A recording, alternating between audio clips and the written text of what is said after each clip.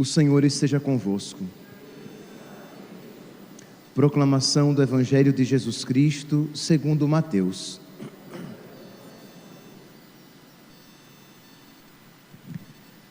Naquele tempo, quando Jesus andava à beira do mar da Galileia, viu dois irmãos, Simão, chamado Pedro, e seu irmão André. Estavam lançando a rede ao mar, pois eram pescadores.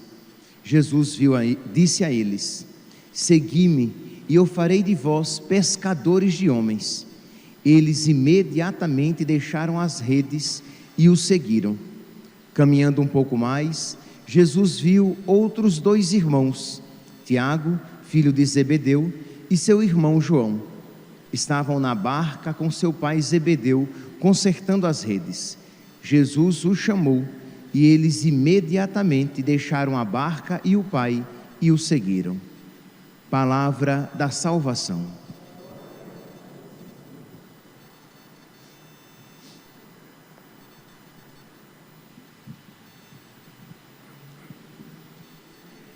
Caríssimos irmãos e irmãs, estamos celebrando a festa de Santo André, apóstolo, aquele que foi o primeiro a ser chamado por nosso Senhor.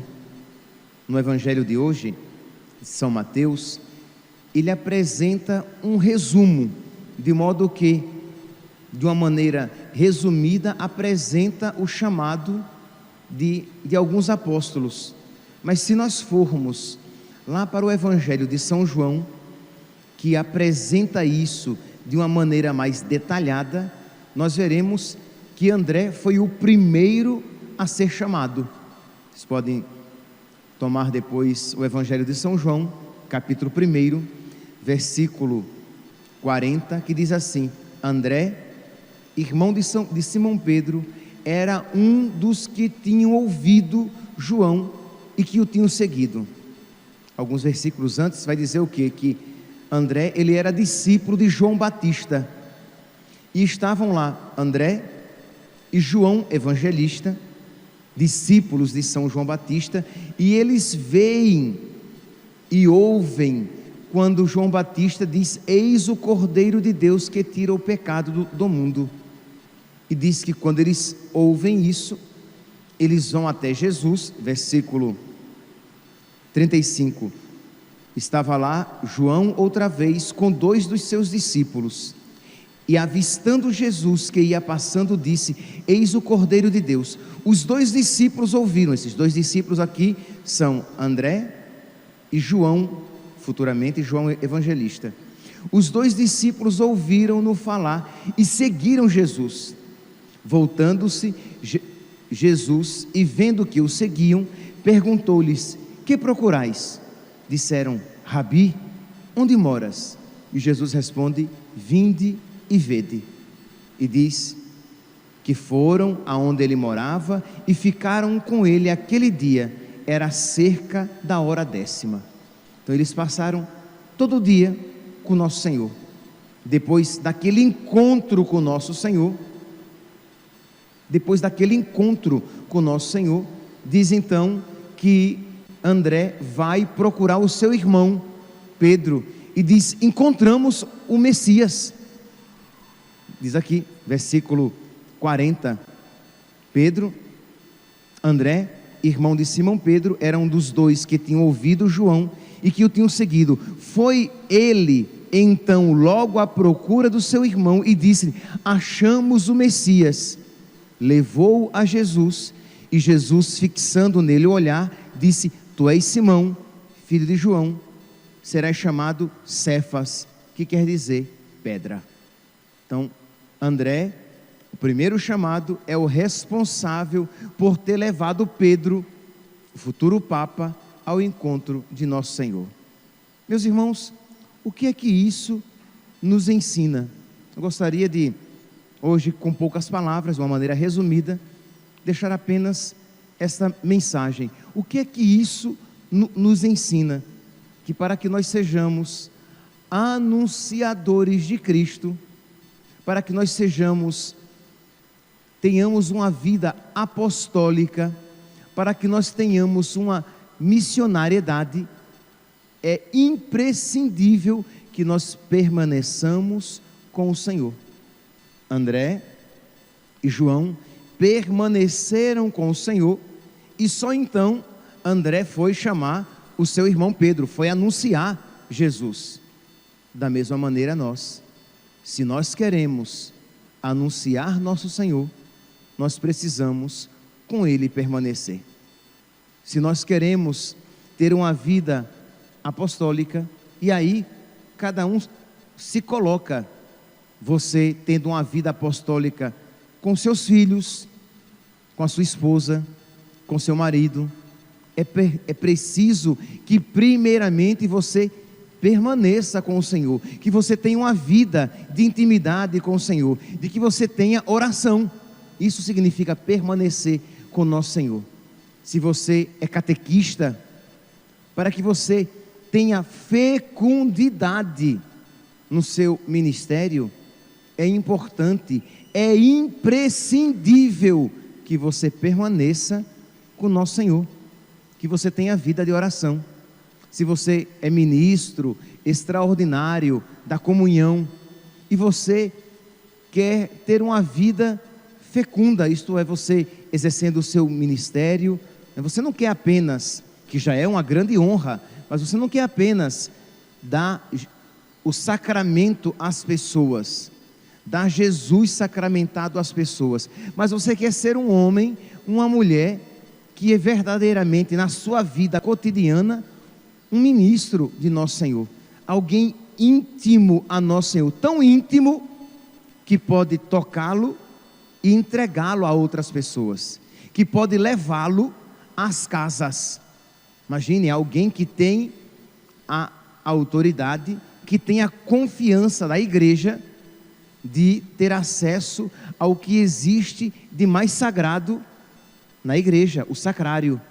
Então, falei aqui do pai de família, falei do catequista, falei do ministro extraordinário da comunhão, o sacerdote. Se ele quer pregar com eficácia e fecundidade, se ele quer ganhar almas para Jesus, é imprescindível de que ele tenha vida de oração, que ele permaneça com o Senhor. Então, esse aspecto aqui, né, que nós percebemos em Santo André. Santo André permaneceu com o Senhor e só depois ele foi à procura de Pedro anunciar o Senhor. Lá em São Marcos, no Evangelho de São Marcos, Jesus diz, São Marcos diz que Jesus chamou 12 para que fossem apóstolos e permanecessem com ele. Então, o primeiro chamado de quem vai ser o anunciador da palavra é que ele permaneça com o Senhor. E aqui, meus irmãos, embora isso pareça óbvio, infelizmente não é tanto assim. Isto é, muitas vezes nós temos alguma atitude apostólica, mas nós não temos esta frequente permanência com nosso Senhor. Que cada um aqui comece a se perguntar: eu sou amigo de nosso Senhor? Eu tenho intimidade com nosso Senhor? Eu permaneço com o Senhor, pelo menos no momento privilegiado, todos os dias? Eu não estou falando se você vem à missa todos os dias, porque você pode vir à missa e ter uma vida tão dispersa que você não permanece com nosso Senhor. Mas se você, por exemplo, depois da Santa Missa, você se detém num generoso momento de oração, ou se você, noutro momento do dia, você se detém em oração para permanecer com nosso Senhor, para crescer na amizade com nosso Senhor, para crescer na intimidade com nosso Senhor, não tenha dúvidas de que quando você fizer algo apostólico, quando você tiver uma atitude missionária, porque você está unido a nosso Senhor, a sua ação terá uma eficácia muito maior. Então, é importante que nós levemos a sério a nossa vida de intimidade com o nosso Senhor. Senão, teremos sempre atitudes infrutíferas. Imagine, Santo André falou e já conseguiu, de alguma maneira, mover o coração de nosso Senhor. Quando nós perguntamos, quando nós olhamos, por exemplo, a vida de São João Maria Vianney, ele vai dizer que as almas que ele conseguiu, que as tantas almas que ele conseguiu aos pés do sacrário, de joelhos. O mesmo vai dizer São Padre Pio, que ele alcançou graças a Nossa Senhora. Mas o que é que ambos nos mostram? Que a eficácia do seu apostolado veio de Deus, da sua amizade com Deus. Como é que estão? Não quero aqui, meus santos, de verdade, não quero colocar um fardo nos seus ombros, mas eu pergunto, como é que estão os seus filhos? Seus filhos estão, verdade, eles têm liberdade, eles são responsáveis pelos seus atos, mas será que você não poderia ser mais eficaz na sua incidência na vida deles, se você fosse mais de oração, se você levasse mais a sério a sua amizade com Deus? Você, catequista, será que você tem sido um transmissor de conteúdo? Que tá bom, é importante, sem sombra de dúvidas, é importante que o catequista, ele transmita um conteúdo para os seus catequizandos, mas é primordialmente mais importante que ele transmita a fé, isto é, que ele testemunhe em Cristo, e só testemunha Cristo de verdade quem de verdade é amigo de nosso Senhor, quem tem intimidade com nosso Senhor, quem vive essa amizade de verdade, não apenas de boca, ensinando lá na sala de catequese. Você, entre os seus amigos, será que você tem sido um cristão, uma cristã de verdade lá no seu ambiente de trabalho, entre os seus amigos? Se você não é, se você não se preocupa com isso, é porque você não se encontrou com o nosso Senhor. Porque uma das características de quem se encontra com o nosso Senhor é querer que outras pessoas com ele se encontrem. Foi a primeira atitude de Santo André. Ele saiu correndo para chamar o seu irmão.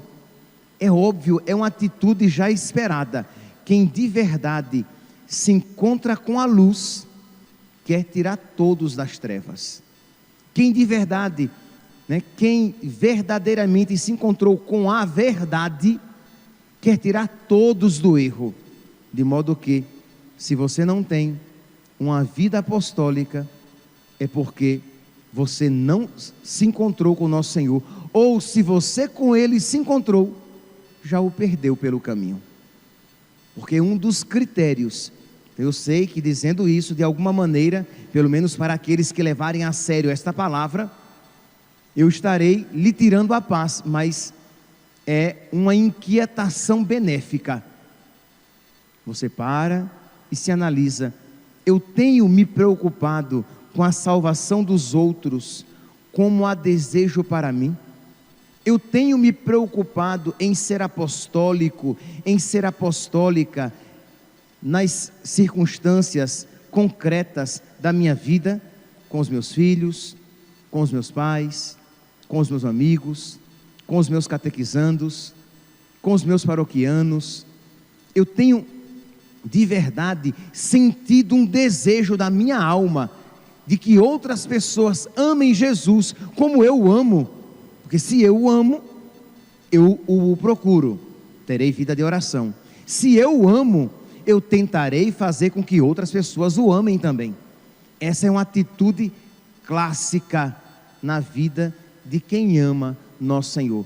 Nós poderíamos dizer que missionaridade e amor são duas faces de uma mesma moeda. Vocês veem Santa Teresinha apaixonada por nosso Senhor, e o que é que ela dizia? Que ela queria ser apóstola, ela queria ser missionária, ela queria andar por todo mundo falando a respeito de nosso Senhor, porque é próprio de quem ama. Mas se esse ardor não está minimamente presente nos nossos corações, é porque infelizmente este amor minimamente não está presente nos nossos corações. Diz então, meus santos, que Santo André, ele morreu e foi colocado numa cruz em forma de X. É assim que nós iremos encontrar muitas vezes as imagens de Santo André, ou ele crucificado numa cruz em forma de X, ou ele abraçado a uma cruz em forma de X.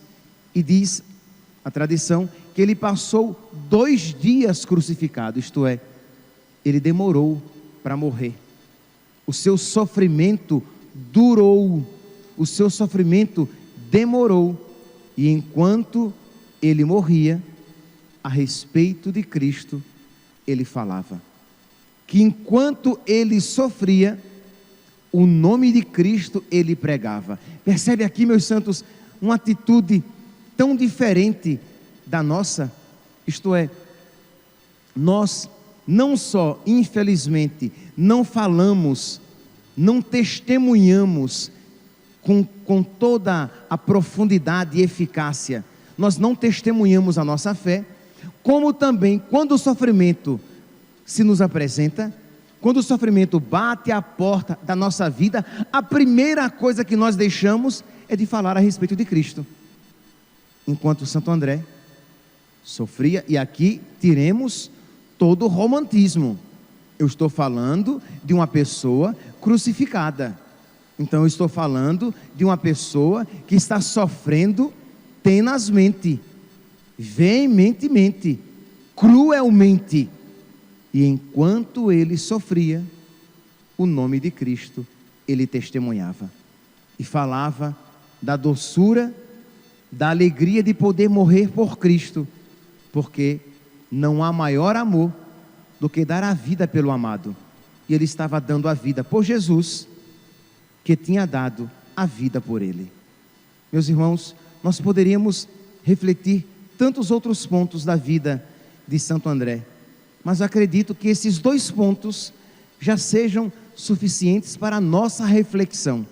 Primeiro ponto, a missionaridade, isto é, se você, olhando para a sua vida, você percebe que existe um ardor missionário, é porque você tem amado o nosso Senhor, consequentemente, existe vida de oração. Então vamos fazer isso crescer.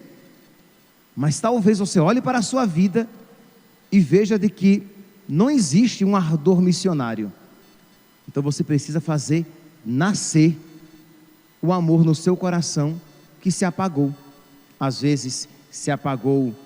Aqui quando eu falo do amor, eu não falo no sentido de alguém que comete pecado mortal e que desaparece a caridade da sua alma, mas de uma pessoa que se tornou tíbia, de uma pessoa que se tornou frouxa, de uma pessoa que se tornou morna. Ela não está em pecado mortal, mas o ardor missionário próprio de quem ama não está presente no seu coração. Então suplicar a Deus a graça de Ele reacender, e o caminho é reacender-se no amor, para que o ardor missionário se reacenda também. Primeiro ponto a ser meditado no dia de hoje, ou logo após a ação de graças. E o segundo ponto é o quê?